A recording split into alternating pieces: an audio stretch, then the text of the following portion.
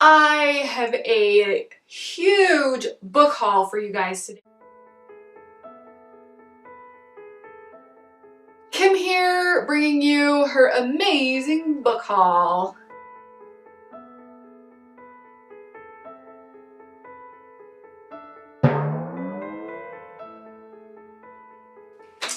I had some good fortune smile upon me and was granted a fabulous Barnes & Noble gift card from my very best friend for Christmas. I was just complaining yesterday morning that I am literally out of shelf space. Officially 100%. Books are now stacked on the floor. But that's okay, you know. I'm sure there are many of you that can sympathize with me on that. So, alright, let's get right into this book haul. I got a lot of things. So, first off, right before Booktubeathon, I went to the library for the books to read. I was feeling so responsible and so fiscally smart because I'm like, I'm gonna go to the library and not buy books, and I'm gonna borrow them and save money. And then the library was having a sale.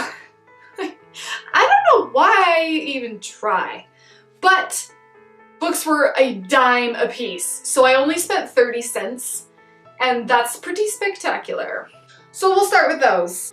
So the first book is a fantasy book slash part of a series slash something, I don't know, it looked interesting, okay, that's all I can say about it. Marion Zimmer Bradley's Ravens of Avalon by Diana L. Paxson. I don't know if Paxson is like writing along the series that was created by Bradley. I don't know. I don't really know like what's going on here, but when something says Avalon, it piques my interest. I used to be really into Arthurian legends and things like that, so Avalon, of course, is something that kind of just pings my little ears. And then Ravens also, because, I don't know, I've always had this weird sort of spiritual connection to ravens, which is a very long and involved story, but yeah, they're just one of the things that I kind of gravitate towards. So, like, of course I'm gonna like look at it. It follows two women on their sort of Celtic fantasy adventure. That's pretty much all I know of it. Sounds like it's got some, you know, strong females, and yeah, I don't know, there's other books, Ancestors of Avalon. I don't know if this is the first in the series. I don't know if they're all standalones in the same world. I don't know if this is the last book in a series and I got myself into some trouble. I have no idea. It looked pretty, sounded kind of cool, so there you go. Ravens of Avalon. Next up from the library, I got Tumble and Fall by Alexandra Coutts. Coutts? The end of everything is filled with beginnings. So this sounds kind of like cheesy contemporary romance, and it probably is that. I grabbed it because, why did I grab this? Because it's a little science fiction-y, that's why. Yeah, in reading this. So, there's an asteroid named Persephone. Hi, mythology, I'm gonna love that. Anyway, there's an asteroid named Persephone that's headed for Earth. There's 3 different characters it seems it's gonna kind of follow along with. Second chances.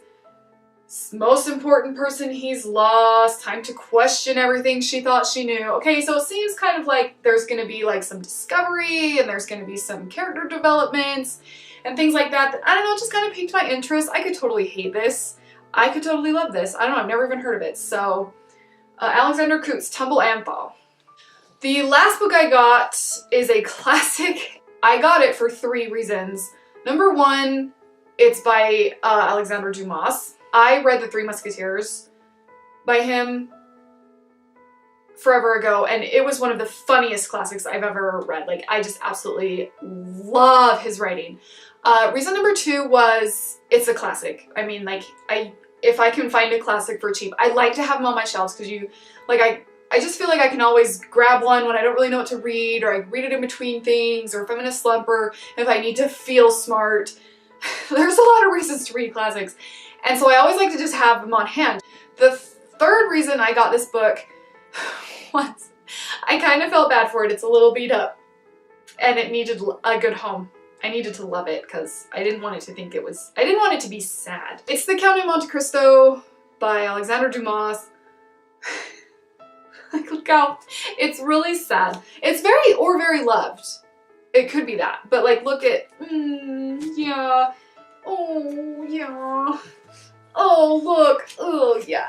Poor thing. This looks like I've read this book 1,000 times and really love it, is what it looks like, which was part of what attracted me to it. But yeah, I just thought I could give it a good home because I appreciate the hopefully love and not abuse this book has received. Yeah. So that's what I got at the library. I did really well, and it was the end of the sale, so there wasn't a ton of stuff available. Then, just a few days ago, I went to Barnes & Noble, you know, the mothership. I got started on my middle grade journey. I'm really immersing myself in that right now, and I'm really liking it so far. I grabbed 3 middle grade books, fairly popular ones, to just get me started into what's selling really well, what kids seem to be really liking, and what kind of popular authors are doing, so that I know what to avoid, what I know what to expand upon, and what, like, and, you know, new twists to give things, that kind of thing. First up is The Phantom Tollbooth by Norton Jester, illustrated by Jules Pfeiffer. As you can see, I've already started reading it and loving it. This is really cool. It's about a boy named Milo. He gets home from school one day and there's a toll booth in his bedroom.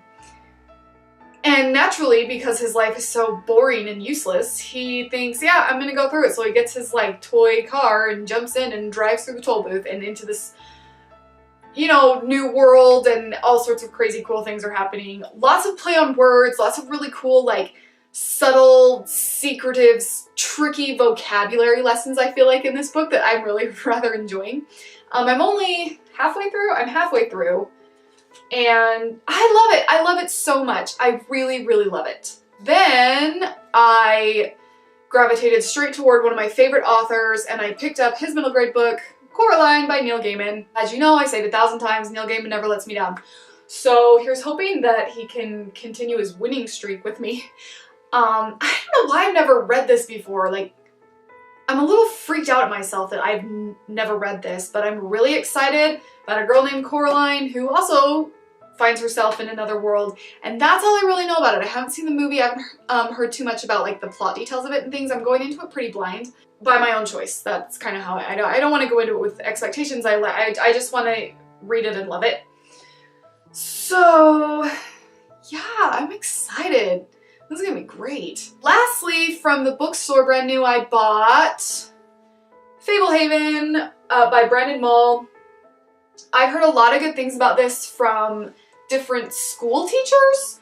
They seem to like it for kids, which kind of tells me a lot. Like, that tells me that they're well written and that they either have good lessons or good morals or are saying something the kids need to hear.